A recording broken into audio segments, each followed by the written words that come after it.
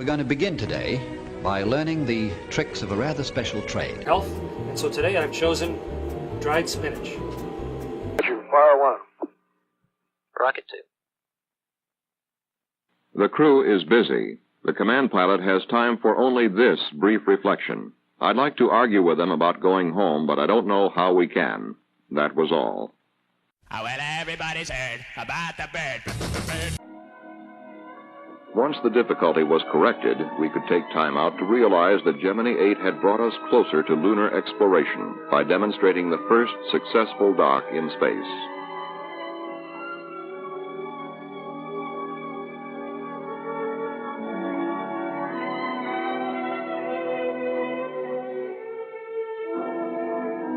Gemini 8 also gave many of us our first look at men like the three young rescue swimmers, Airman Neal and Moore and Staff Sergeant Hewitt, as well as the captain and crew of the Mason.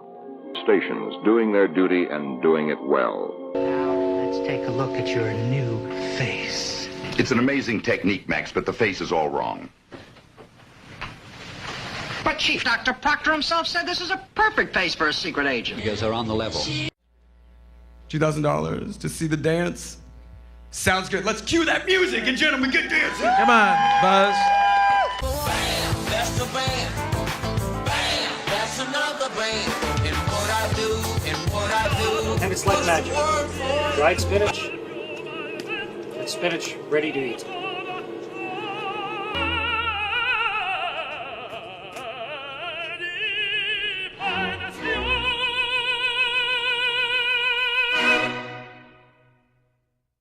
What happened to be outnumbered? How do you figure that? You are 3, we are 3. And the Ohm's thrusters are lost. He then switches to the re-entry control system to maintain attitude control. The computer has a solid-state, random access memory capable of storing over 160,000 information bits. Period of re-entry when the heat builds up. A roll rate of 15 degrees cancels out normal spacecraft lift.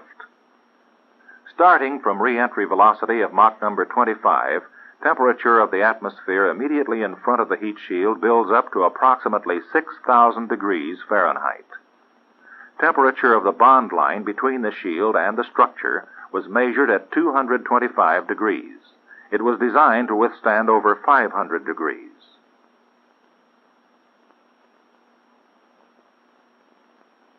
The roll rate now stops.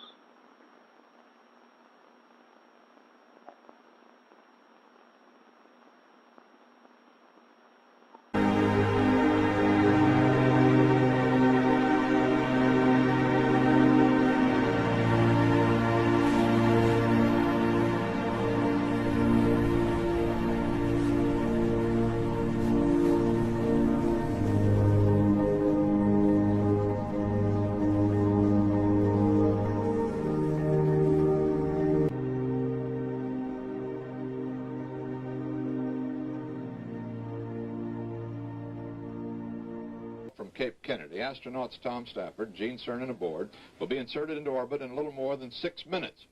At that time, their orbital speed will be 17,500 miles an hour, and they will have achieved orbit. The chase of the Agena target vehicle begins. A 70,000-mile chase will be completed on the third orbit, one orbit sooner than before in the other Gemini mission. Initially, the ATDA will be in circular orbit 185 miles high. It's achieved that now. Gemini in elliptical orbit 100 by 168 miles. Gemini behind by some 700 miles. 50 minutes after liftoff, the first Gemini maneuver takes place. The spacecraft nears its first apogee then, or its high point. The thrusters are fired and the catch-up rate is reduced. At this time, Gemini trails the target by 480 miles. And this shows how the two orbits are changed in relation to each other by that first Gemini maneuver. Now, 1 hour and 6 minutes later, the second maneuver takes place. That adjusts the catch-up rate again, the altitude, and brings the Gemini closer to the target plane. Now, Gemini trails its target by a little more than 200 miles. And again, our animation shows how the firing of the Gemini thrusters will affect the relationship between the two spacecraft.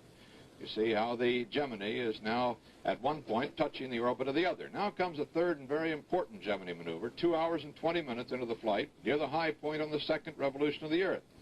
This purpose to circularize finally that Gemini orbit at 168 miles high. That's 168 miles nautical, or 185 miles statute miles, and bring it into the same orbit approximately. Take that back. That's 168 statute miles. It brings it into the same orbit as the target vehicle, but below it. It's 150 miles behind and 17 miles below now. Now it's time for the radar to send out signals, lock on to the receiving transponder on the target. And it's almost 2.5 hours into the flight, and the terminal phase of the final catch-up's beginning. The Gemini spacecraft is closing rapidly on its target. As night falls, the Gemini crew can see a light aboard the target vehicle there in the distance, as you noticed. Now Gemini moves in. The onboard computers helping the crew make small corrective burns. The radar is functioning also. Finally, as the range closes to less than 5 miles, the crew begins a semi-optical approach to the target. That means they look at it, but they also use their instruments. Rendezvous will be achieved over the Indian Ocean near Australia. Now, when the Gemini spacecraft and the target are only about 50 feet apart, they'll start flying in formation. That is, just 50 feet apart. They'll fly around the world at 17,500 miles an hour until the actual docking begins over Hawaii. Now, slowly, the Gemini will close the final few feet until it nudges together with the target.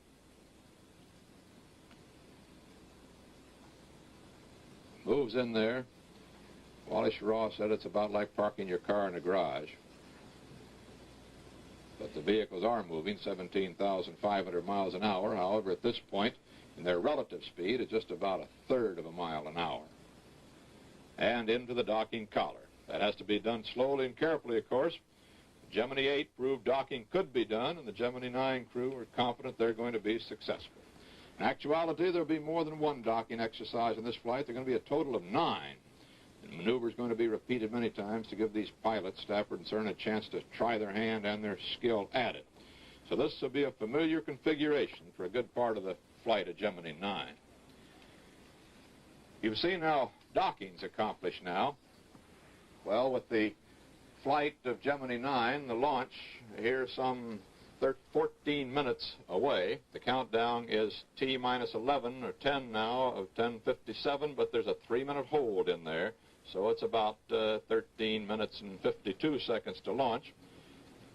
Jack Siegel at IBM standing by to explain the relation of speed and altitude in these complicated maneuvers. Jack? Walter, we have a couple of displays, demonstrations that we can use to give you an idea of the relationship of speed versus altitude. Here, the computer has generated a display showing the Earth in the center and 3 Gemini spacecraft at various orbital levels. Now, let's start them in motion. And you'll see almost immediately that the one closest to Earth is moving fastest. The one furthest away is moving slowest. Now, let's stop for a minute to give you a better look. This is not because the one closest to Earth has the least distance to travel. It is actually moving faster. It has to move faster to stay away from the pull of gravity. It is continually falling in towards the Earth. The gravity attraction is stronger here, and so it moves the fastest to counteract that. Now, we have another display over here, a demonstration that we can use to give you an idea of the relationship of speed versus altitude. This surface has been shaped so that a ball moving around it acts somewhat like a planet moving around the sun or a satellite around the Earth. The surface is something like a wide cone, and the velocity that this ball has helps it stay up and counteract the pull of gravity. The surface friction of the ball and the cone actually act like the Earth's atmosphere to take velocity away from it, and it gradually goes back down in towards the Earth. Now let me show, here is, for instance, the ATDA in a high circular orbit, and here's the Agena. Now watch, you'll see the Agena's caught up, it is passed, now it is catching up again. Anything in a lower orbit is moving faster. We're able to get this across fairly easily with this demonstration. Now, Walter, we have one other thing that we can show you. Down in Houston recently, I was explaining this conical surface demonstration to astronaut Tom Stafford and trying to describe it to him, and he said, well, why don't you show something else that anybody can do in their homes? So here's something for any of your viewers.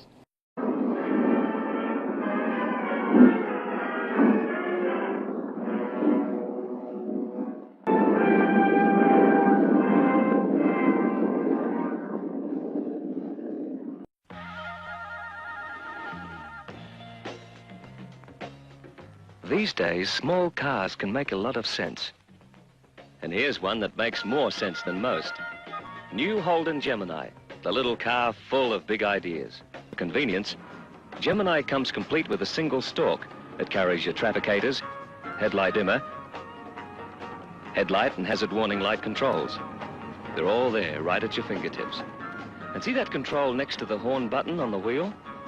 It's your windshield wiper and washer switch, right where you want it. Let's see how our family in the SL sedan are making out. And it's here, when you're off the beaten track, that Gemini really shines. It's Holden tested, and that means you can trust it to go and keep going over any sort of road surface.